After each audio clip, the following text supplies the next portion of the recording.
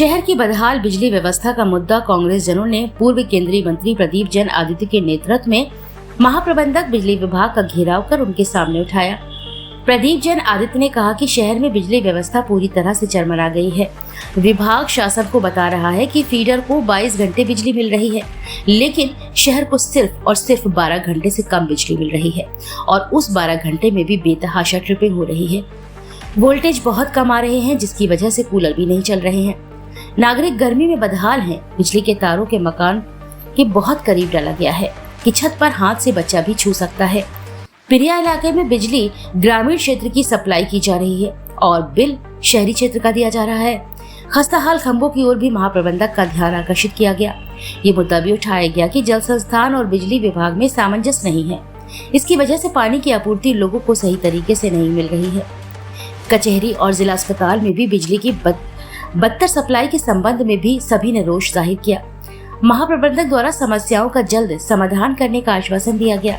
इस मौके पर शहर अध्यक्ष मनोज गुप्ता, अरविंद बबलू, विवेक वाजपेयी, राजेंद्र सिंह यादव, मुकेश अग्रवाल, राकेश टंडन, मजहर अली, अनिल रिछारिया, खालिद फैजल, देशराज रिछारिया, जसवंत और बहुत से कांग्रेस जन उपस्थित रहे। बुंदेलखंड के अंदर झांसी और ललितपुर दो जिले ऐसे हैं जहां पर ना तो बारिश हो रही और जिस तरह से उबाल है मौसम में, उस पर 10-12 घंटे से ज़्यादा बिजली नहीं आ रही।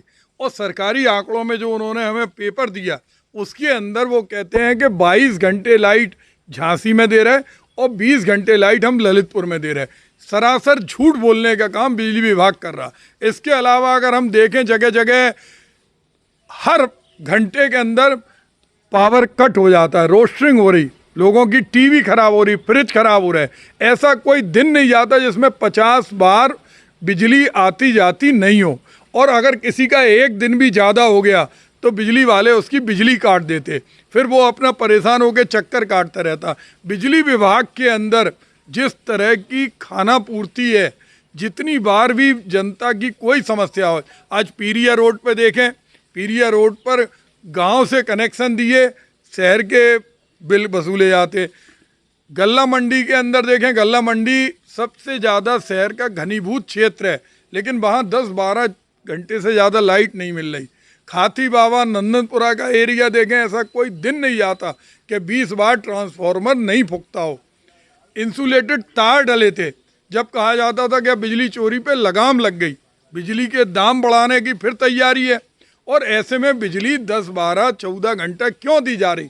और 10-12-14 घंटा दे रहे तो झांसी को स्मार्ट सिटी क्यों कहते? सर, लोग बागों का कहना है कि लाइट चली जाती है, घंटों फोन लगा दे, कोई फोन ही नहीं उठाता है। वही उदासीनता है, वही आज हम लोग जब से दोपहर से बैठे हुए हैं वही बता रहे हैं। हम कह रहे हैं कि जले पे नमक छिड़कने का काम बिजली विभाग कर रहा। आप लाइट नहीं दे पा रहे, आपके कर्मचारी प्यार मोहब्बत से जवाब तो दे दें।